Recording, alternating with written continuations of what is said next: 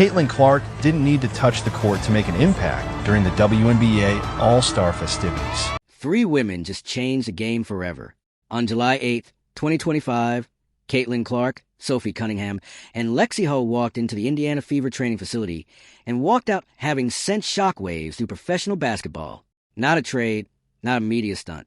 Something far bigger, something deliberate, coordinated, historic. For decades, women's basketball has been told to wait, to be patient, to accept maybe next year. But this moment, it's not patience, it's power, it's strategy, and it's rewriting the rules for the WNBA, for women's sports, and for every athlete who's ever been underestimated. This isn't just a story, it's a movement, and it starts here. WNBA Revolution Player Power. Here's what makes this so fascinating. Caitlin Clark, Sophie Cunningham, and Lexie Hull aren't just 3 random names tossed together for a headline. They are all Indiana Fever teammates brought together by a front office that spent the 2025 offseason making aggressive, deliberate moves to build something special. Clark was already the centerpiece coming off a 2024 rookie season, where she won Rookie of the Year. Congratulations, Caitlin. You are the 2024 Kia WNBA Rookie of the Year. Earned first-team All-WNBA honors, and led the entire league in assists and three-pointers. She didn't just arrive in the WNBA. She detonated sold-out arenas in every city she visited, TV ratings that crossed the 1 million viewer mark and kept climbing, a social media following that rivals top athletes in any sport on the planet. Her impact wasn't just athletic, it was cultural.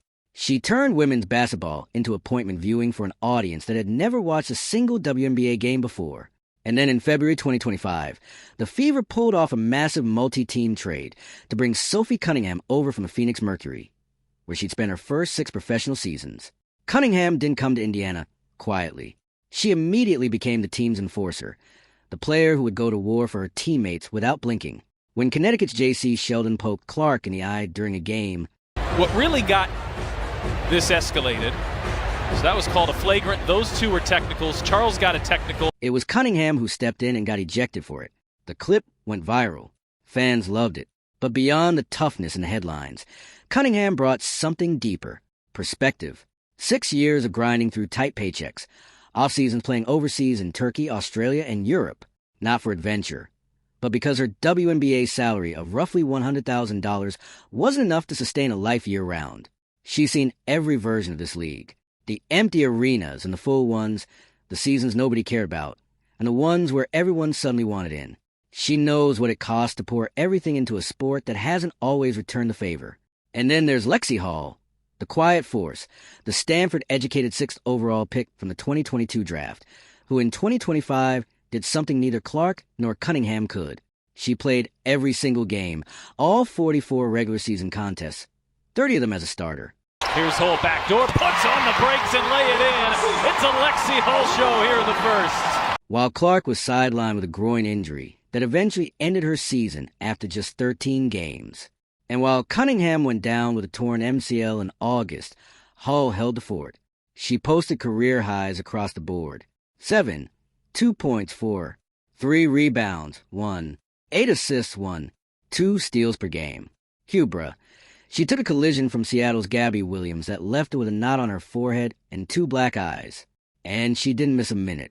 She played through the Commissioner's Cup championship run, through the playoff upset over Atlanta, and all the way to a heartbreaking Game 5 overtime loss to the Las Vegas Aces in the semifinals. Hull didn't just survive 2025. She carried it. What brought these 3 together wasn't just a shared locker room. It was a shared understanding that the system they were playing under had an expiration date, and the clock was ticking. The WNBA's previous collective bargaining agreement was set to expire after the 2025 season.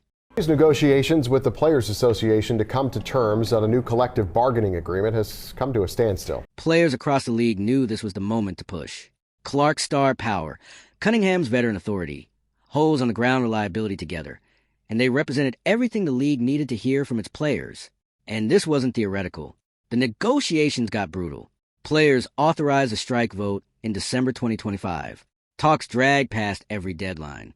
Minnesota's Nphisa Collier publicly called out WNBA leadership, saying the league had the best players and fans in the world, but the worst leadership. For months, it was genuinely unclear whether there would even be a 2026 season. And here's where the story pays off. After over 100 hours of marathon bargaining in New York, the WNBA and the Players Union reached a deal in March of 2026 that rewrote the economics of the sport. The salary cap jumped from $5 million to $7 million. The WNBA and its players union reached a tentative deal on a new contract. Sources telling NBC News that it will increase player salary. The Supermax went from $249,000 to $4 million. Revenue sharing, the first comprehensive model in women's professional sports history, was baked into the agreement. Charter flights codified, housing protections preserved, and Clark herself became eligible for a max extension starting in 2027 under a new provision built for exceptional players on rookie deals. This didn't happen because O'Near asked nicely. It happened because players like Clark, Cunningham, and Hull stood together and refused to accept a system that no longer matched the league's reality, WNBA, a pay revolution. Let's talk about the elephant in the room, players' salaries. Because this is where the conversation gets uncomfortable, and it's where you start to see why Clark, Cunningham, and Hall felt compelled to act. Despite the WNBA's surge in popularity, even the league's biggest stars earn a fraction of what their talent, their visibility, and their commercial impact actually generate. Think about that for a second. Really sit with it. Caitlin Clark walks into an arena and it sells out. Her games push TV ratings past the million-viewer mark regularly. Her jersey is one of the best-selling in all of women's sports. Her social media following rivals and in some cases exceeds male athletes playing in leagues with 10 times the budget. NBA rookie class, who averaged around $10 million a year, but the WNBA has never generated the same kind of revenue as the NBA. She is by every measurable standard a financial engine for the WNBA. Entire broadcast deals have been restructured because of the audience she commands. Sponsors who never looked twice at women's basketball are now writing checks because of the visibility she creates. And yet, like every other player in the league, Wishy operates under a restrictive salary cap that doesn't reflect any of that.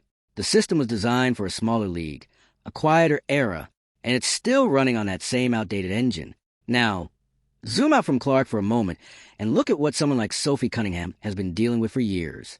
Cunningham has spent off seasons playing overseas, not because she wanted an extended vacation in Europe, but because her WNBA salary alone wasn't enough to build a stable life. That's the reality for the vast majority of WNBA players. You play your heart out from May to September, leave everything on the court, push through injuries and exhaustion. The middle of the floor, and Caitlin Clark struggling right there. You hate to see that. And then you fly halfway around the world to play in Turkey or Australia or China just to make ends meet. You're away from your family for months. You're away from home. Well, you're putting your body through a 12-month grind that no one outside the league truly understands. And you do it because the system leaves you no other choice. It's not a lifestyle decision. It's a survival strategy. And then you look at what's happening internationally. Leagues in Europe and Asia are offering women's basketball players contracts that dwarf what they earn at home. Russian clubs, Turkish teams, Chinese organizations. They've been outbidding the WNBA for American talent for years. And that creates an absurd situation where the best basketball league in the world can't keep its own players in the country year-round because overseas paychecks are simply bigger. That's not just a salary problem. That's a credibility problem. This is what's at the heart of Clark, Cunningham, and Hull's push, where it's not just about getting themselves bigger paychecks. It's about dismantling a compensation structure that undervalues every player wearing a WNBA jersey. It's about asking the league a very simple question. If the money is finally coming in, where exactly is it going? Because right now, the answer isn't good enough. The revenue is up, the ratings are up, the sponsorships are up, but players' salaries still stuck in a system designed for a smaller, less visible league. And these three women are done pretending that's acceptable. They're done waiting for someone else to fix